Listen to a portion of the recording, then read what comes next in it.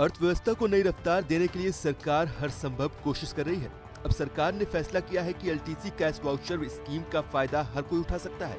पहले ये स्कीम सिर्फ सरकारी कर्मचारियों के लिए लॉन्च की गई थी, लेकिन अब एलटीसी कैश वाउचर स्कीम का फायदा प्राइवेट सेक्टर के कर्मचारी, राज्य सरकार के कर्मचारी, पीएसयूज के कर्मचारी भी उठा सकते हैं। हालांकि इसमें भी एक पेच है। एलटीसी कैश वाउचर स्कीम का फायदा उन लोगों को नहीं मिलेगा जिन्होंने नए इनकम टैक्स सिस्टम को अपनाया है। इसका फायदा सिर्फ वही लोग उठा सकते हैं जिन्होंने पुराना टैक्स सिस्टम अपनाया हुआ है। वित्त मंत्रालय ने 12 अक्टूबर को एलटीसी कैश वाउचर स्कीम का ऐलान किया था। इस स्कीम के तहत कर्मचारियों को एलटीसी के एवज में टैक्स फ्री कैश वाउचर देने का प्रावधान है। कर्मचारियों को एलटीसी किराया राशि का 3 गुना खर्च करने पर कैश वाउचर मिलेंगे। ये पैसा उन चीजों या सेवाओं पर खर्च करना होगा जिस पर 12% या इससे ज्यादा जीएसटी हो। ये चीजें या सेवाएं सिर्फ रजिस्टर्ड दुकानदारों, सर्विस प्रोवाइडर से ही खरीदनी होंगी, वरना इसका फायदा नहीं मिलेगा।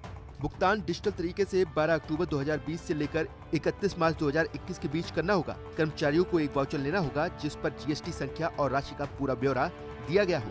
कर्मचारियों के लिए छूट साल 2018 से साल 2021 की समय अवधि में लागू एलटीसी भुगतान के संबंध में लागू होगी। एलटीसी अमूमन कर्मचारियों को 1 महीने की सैलरी के बराबर मिलता है, तो आपको कुल एलटीसी किराया 80,000 रुपए मिलेगा।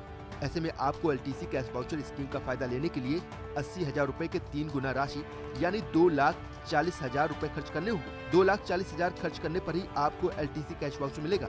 इसे आसान भाषा में कहें तो आपको अपने एलटीए का 3 गुना पैसा खर्च करना होगा, तभी आपको आयकर छूट और एलटीसी कैश वाउचर मिलेंगे।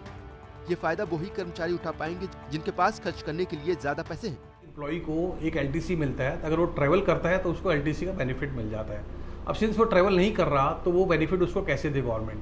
तो गवर्नमेंट ने एक एलटीसी कैश वाउचर स्कीम लाए हैं जिसमें हर एक एम्प्लॉय पर पर्सन 36,000 रुपये उसका बेनिफिट ले सकता है।